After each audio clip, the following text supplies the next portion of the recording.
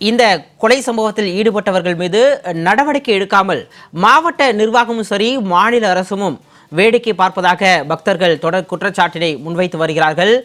திருவண்ணாமலை கிரிவல பாதையில் பக்தர்களின் பாதுகாப்பு மிகப்பெரிய கேள்விக்குறியாக மாறியிருக்கிறது. சமீபத்தில் அண்டை மாநிலத்தைச் சேர்ந்த இளைஞர் கிரிவலம் சென்றபோது வெறும் 5000 ரூபாய்க்காக கழுத்தறுத்து கொலை செய்யப்பட்ட ஒரு கொடூர சம்பவம் அரங்கேறியிருக்கிறது. ஆனால் சமூக ஆர்வலர்கள் தொடர்ந்து இது மாதிரியான சம்பவங்கள் நடைபெற்று வருவதாகவும் மாவட்ட காவல்துறை இதனை கண்டுகொள்ளாமல் இருப்பதாகவும் விளம்பர திமுக அரசிற்கு அடிபணிந்து காவல்துறை சரியான நடவடிக்கைகளை எடுப்பதில்லை என்றும் சமூக ஆர்வலர்கள் குற்றம் சாட்டுவதை நாம் பார்த்தோம்.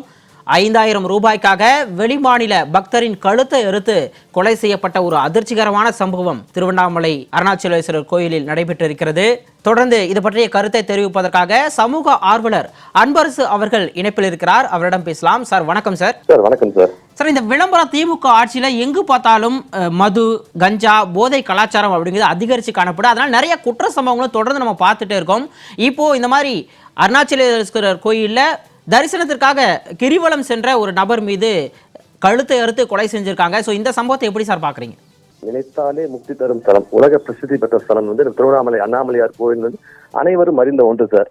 இது போன்ற ஒரு சூழல்ல பாத்தீங்கன்னா கடந்த வாரமே பாத்தீங்கன்னா ஒரு இரட்டை கொலை திருவண்ணாமலையில நடந்துச்சுங்க.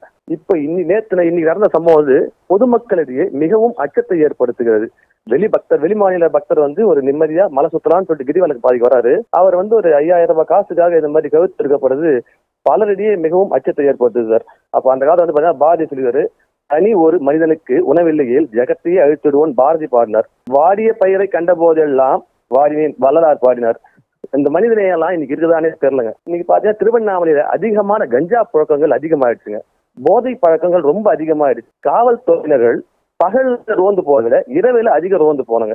நிறைய விஷயங்கள் பாத்தீங்கன்னா போதை பழக்கங்கள் பார்த்தா 12 மணிக்கு மேலதான் கிடைக்குதானா இல்ல, 24 மணி நேரம் திருவண்ணாமலை கிடைச்சதா இருக்கு. அதனால பல இளைஞர்கள் வாழ்வாதாரம் ரொம்ப பாதிக்கப்படுது.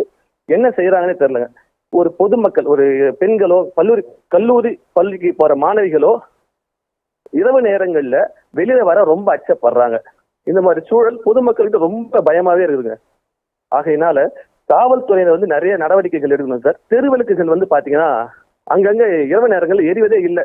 இதனால நிறைய திருட்டு சம்பவங்கள் நிறைய அதிகரிக்குது. இந்த மாதிரி விஷயங்கள்லாம் திருவண்ணாமலை காவல்துறையினர் இருக்கிறாங்களான்றதே சந்தேகமா தான் இருக்குது. பொதுமக்களின் நலன் கருதி அவங்க என்ன செய்யணும் அப்படின்னா பாதுகாப்பை அதிகப்படுத்தணும். பொதுமக்களுக்கு இரவு நேரங்கள்ல ரோந்து அதிகப்படுத்தி பொதுமக்களுக்கான பாதுகாப்பை தரணும். இன்னைக்கு திருவண்ணாமலையில பாத்தீங்கன்னா கிரிவலம் பௌர்ணமி நாட்கள்ல மட்டும்தான் லட்சக்கணக்கான பக்தர்கள் முன்னெல்லாம் வருவாங்க. இன்னைக்கு சாதாரணமான நாட்களே பாத்தீங்கன்னா 10,000க்கும் மேற்பட்டவர் கிரிவலம் வந்துட்டே தான் இருக்காங்க.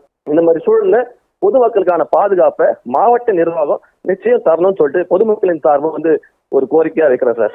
தொலைபேசி வாயிலாக உங்களுடைய மேலான கருத்துக்களை வழங்கியமைக்கு நன்றி அன்பரசு சார்.